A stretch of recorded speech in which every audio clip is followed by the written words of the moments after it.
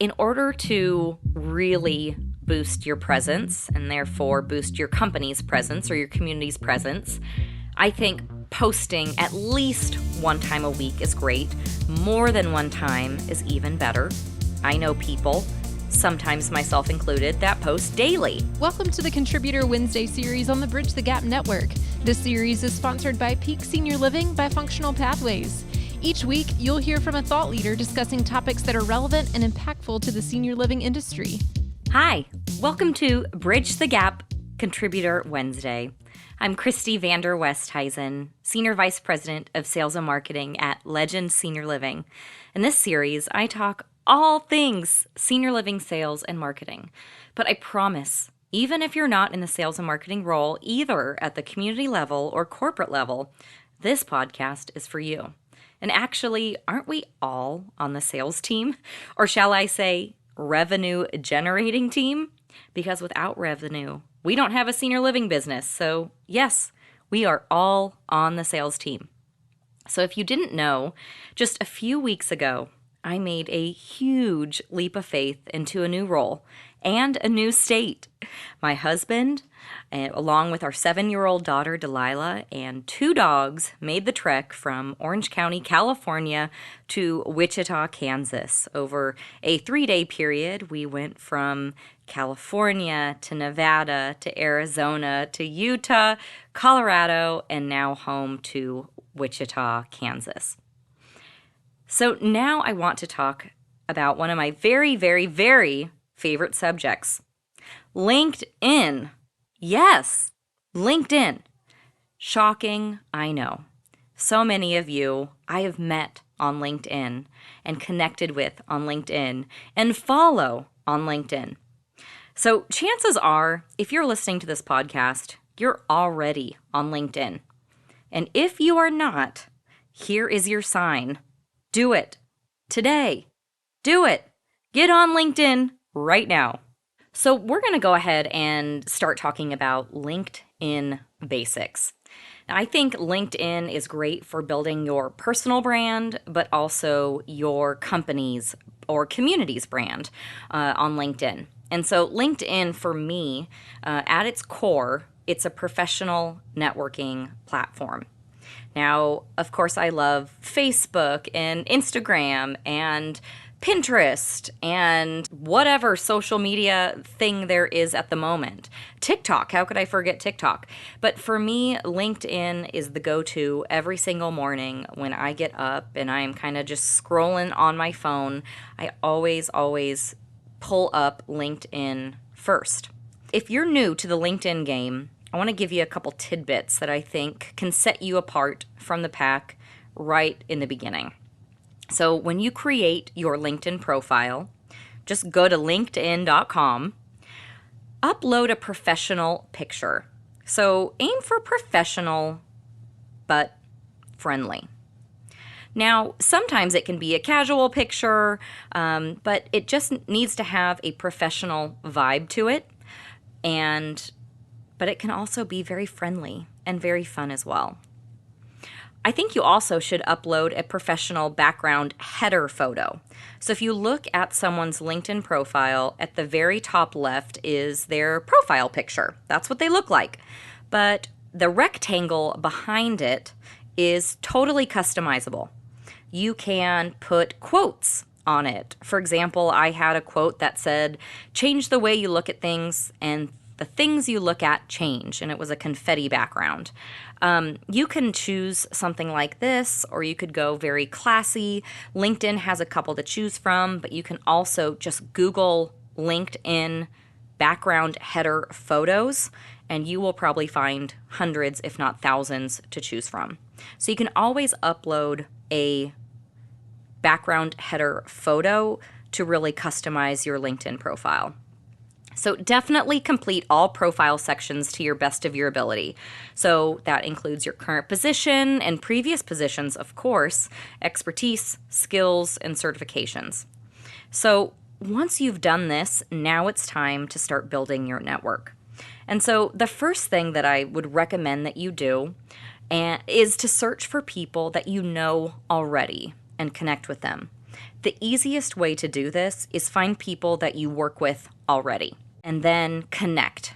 And that's the connect button at the top, and it has kind of a little plus sign next to it. That's how you can request a connection for someone, and then they can approve it, which 99.9%, I hope that you do, that the person approves it, but they have the option to approve it or ignore it, basically. So that's number one. Search for people that you already know. Easiest way, people that you work with, or providers that you have worked with, business partners that you've worked with, vendors that you've worked with. Okay, so then next, to build your network, search for people you've lost touch with. So that might be from a previous job or from your college or university years, and connect with them. And then, by the way, it is absolutely okay to add people who you haven't met in real life. That is what the platform is for.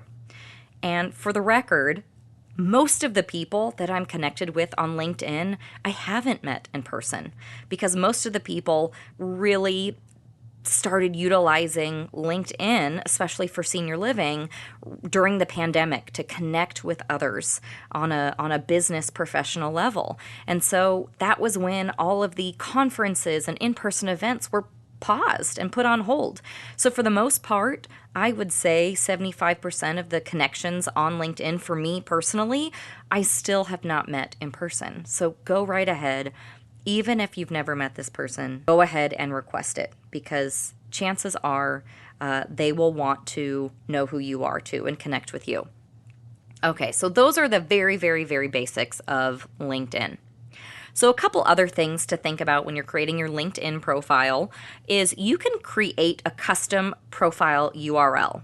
It doesn't have to be LinkedIn 125972359 or whatever that LinkedIn assigns to you. You can actually create a custom version. So for example, mine is linkedin.com/in, that's IN, /Christy VDW. Your custom URL must contain 3 to 100 letters or numbers. Try not to make it 100, but make it very easily identifiable. Okay, so now that you have your LinkedIn profile ready to go, now it's time to grow your LinkedIn presence, which is personally one of my favorite things to do. And if you haven't already, please connect with me. I would love to connect with you. First things first, you have your profile, it's custom, you have a great profile picture, you have your background header photo customized as well. So next thing to do, get active. Comment on people's posts, like other people's posts, post your own posts, share other people's posts. Give recommendations to people in your network. That is a surefire way to get recommendations for yourself.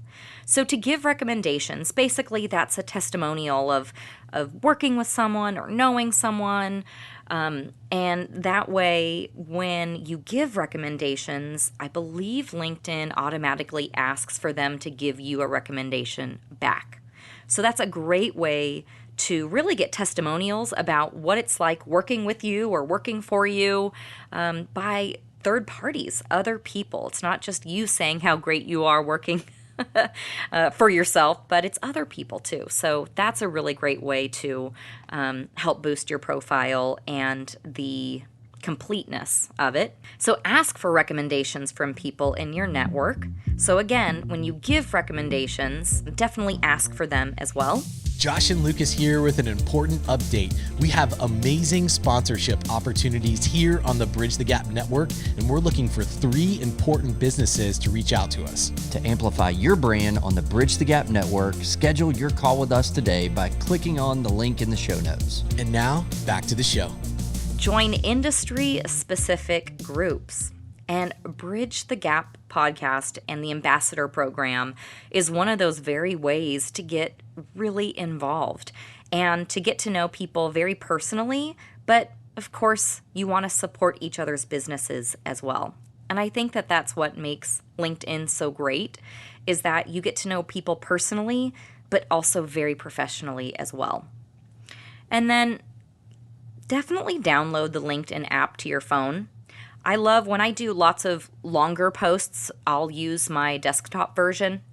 But for the short ones or posting pictures that I already have on my phone, I definitely utilize the LinkedIn app on my phone to have kind of a seamless way to post content and stay on top of notifications. And so I have it set where I get a notification if someone comments on something or tags me on something, just so I can stay as active as possible in a timely fashion. Okay, are you ready for the secret recipe? Just kidding, but it is a way that I have really encouraged my community teams to be more active on LinkedIn. So, in order to really boost your presence and therefore boost your company's presence or your community's presence, I think posting at least one time a week is great. More than one time is even better. I know people, sometimes myself included, that post daily. But I think the perfect LinkedIn recipe lies in a few things. And I think one should be a photo or a group of photos. That's one post. One might be a video, because video is really important now in building your business and sharing videos specifically of you or something that you are passionate about. And then one, share. And what I mean by that is if you find something really great and really relevant for your own audience and someone else has posted it, go ahead and share it. But make sure you tag the person and tag other people who you think might find that article or post or video or group of photos interesting or valuable. I think photos of professional events, so that might be chamber meetings or happy hours or drive-through events or conferences, especially for you at the community level, you're doing that weekly or sometimes daily. So make sure to post about it and especially tag the people in the photos. So for me, that's one quick fire way to really expand your network is tagging relevant people in your posts and your photos. And then another idea is to post team member photos. So if you're at the community and you're doing something really special, whether that's team members helping residents, dressing up in costumes, showing your company, your community spirit, recognizing team members for doing a great job, that is another way that you can utilize LinkedIn to really promote your company culture as well. And then resident and prospect events. So it might be pre-event photos. So something like getting ready for the car show event at insert name of community, and then posting post-event photos as well and tagging the relevant people there. So in addition to posting photos and videos, I think posting great content is incredibly key to being a successful LinkedIn influencer, if I could say that. Sharing your own insights, best practices, ideas, and stories is a surefire way to make an impact in the industry. You can ask questions to your network, you can run a poll, you can give kudos to whether it is people in your own company or outside of your company. I think that you can also use LinkedIn to become a company advocate. So if your company is posting something, for example, let's say it's Case Managers Week, then reshare it on your personal LinkedIn page. Tag other people on it. Maybe that's your own company teammates. And cheer on your own company peers through your comments. So if you see a team member post something really inspirational or really thought-provoking or really fun, definitely comment on it. Show them that you are paying attention and that you are cheering them on in the process. So another way to utilize LinkedIn is to follow relevant influencers for our industry. So there's a way to follow people as well. So yes, you can connect with them, but you can also follow them as well. And so one way to really boost the attention is to make comments on their posts and to really start a conversation with the original author of the post. And for me, this is a great way to align yourself with a top influencer in the industry and to also be considered a thought leader in the industry. So be an active commenter and liker of lots of posts and get active. Engage with your network by commenting and liking their posts when they show up on your feed. And then last but not least in the game of LinkedIn is hashtags are your friend. So here are some to try. Hashtag senior living, hashtag senior housing, hashtag senior care, hashtag independent living, hashtag assisted living, hashtag memory care, hashtag your company's name, hashtag senior living professionals, hashtag senior living communities. I mean, the list could go on and on and on, but that is another way to expand your reach as well. Because you can actually follow certain hashtags, and then you may not even know the person that posts something, but if they hashtag a certain key phrase that you have followed, you will see their posts. That's another way to see content that is posted from people that you may not know. So that's a really great way to expand your networking as well. So I hope you enjoyed this quick crash course of LinkedIn essentials. For me, I don't think I would have even known about Bridge the Gap if it weren't for LinkedIn and connecting with Josh and Lucas and Sarah and really becoming professional friends, but becoming personal friends as well. I hope you felt that you got some essentials covered as well as some tidbits to improve and increase your network. But for me, it's just another way to feel like you are making a difference by posting relevant content, by posting innovative content to really get your senior living industry peers to think differently or to broaden their understanding of what senior living and maybe what your company does that's unique and different than the rest in the industry. So I hope you enjoyed this and that you connect with me and so many others on LinkedIn because of this podcast. I hope you have a great day, and I can't wait to talk with you again. Happy LinkedIn! Bye! Thanks for listening to the Contributor Wednesday series on the Bridge the Gap Network, sponsored by Peak Senior Living by Functional Pathways. For a full library of episodes, visit btgvoice.com.